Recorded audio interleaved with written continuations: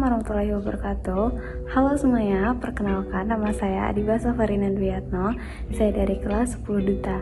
Di sini saya akan mempresentasikan hasil pengerjaan LKPD saya tentang gerak lurus beraturan, gerak lurus berubah beraturan, dan juga gerak parabola yang dibimbing oleh Ibu Nikmatul Khairiyah SPDGR selaku guru fisika kelas 10 Duta.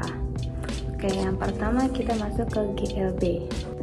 GLB adalah gerak benda pada lintasan lurus dengan kecepatan tetap dan percepatan 0.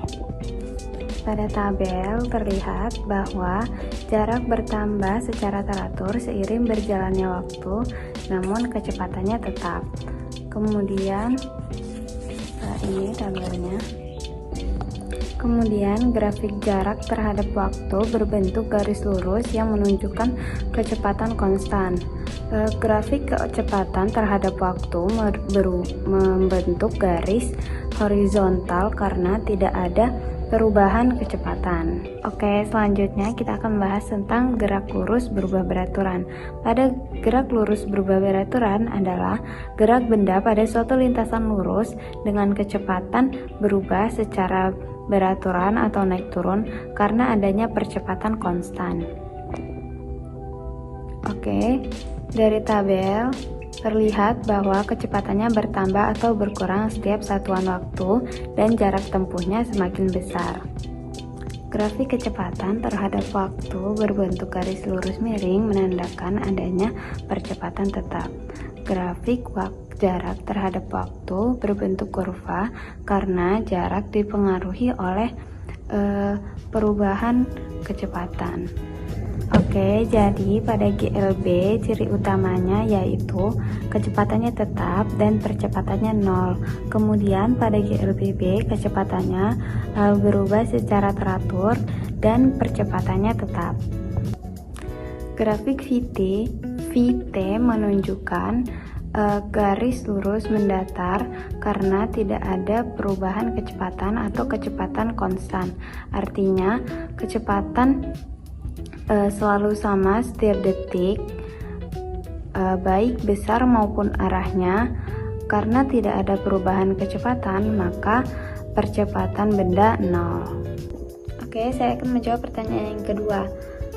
Karena pada GLBB kecepatan benda berubah secara teratur akibat adanya percepatan tetap. Semakin lama waktu berjalan, kecepatannya semakin besar, sehingga jarak tempuh setiap waktunya tidak lagi sama. Inilah yang menyebabkan grafik posisi terhadap waktu berbentuk kurva parabola, bukan garis lurus. Oke, jawaban yang ketiga yaitu karena terdapat percepatan konstan yang bekerja pada benda. Percepatan tetap membuat kecepatan bertambah secara beraturan setiap detik. Jadi, semakin lama waktu berjalan, maka kecepatannya akan semakin bertambah. Oke, selanjutnya ada gerak parabola.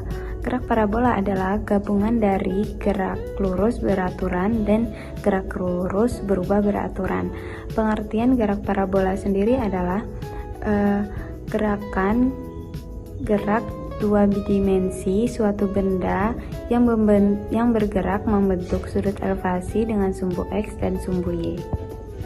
Oke, berdasarkan tabel, sudut elevasi dan kecepatan awal mempengaruhi tinggi maksimum dan jangkauan.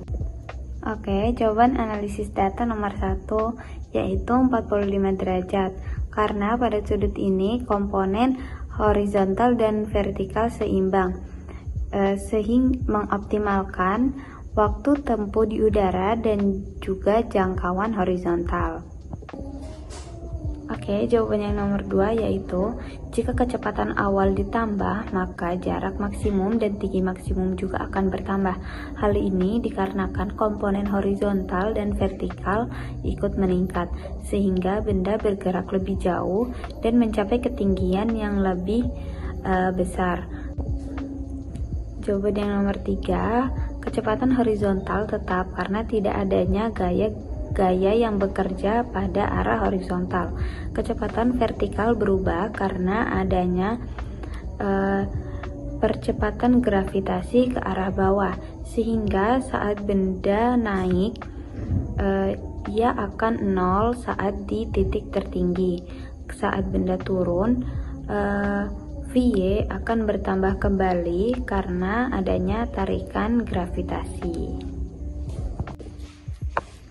Jawaban nomor 4 yaitu perhitungan dilakukan dengan menggunakan rumus gerak parabola dengan memasukkan nilai kecepatan awal dan sudut elevasi yang sama seperti pada percobaan. Hasil yang diperoleh untuk tinggi maksimum, jarak maksimum, dan juga waktu total sesuai atau sangat mendekati dengan data pada tabel. Hal ini menunjukkan bahwa percobaan telah sesuai dengan teori karena menggunakan parameter yang sama dan hambatan udara tidak diperhitungkan. Oke, jadi kesimpulan dari gerak parabola adalah gerak parabola dipengaruhi oleh sudut elevasi dan juga kecepatan awal. Kemudian jarak maksimumnya itu berada di sudut 45 derajat karena komponen horizontal dan vertikalnya seimbang. Kemudian pada sudut 90 derajat benda hanya bergerak naik lalu turun ke bawah sehingga jangkauan horizontalnya 0. Sekian presentasi dari saya. Apabila ada salah kata mohon dimaafkan. Saya akhiri. Wassalamualaikum warahmatullahi wabarakatuh.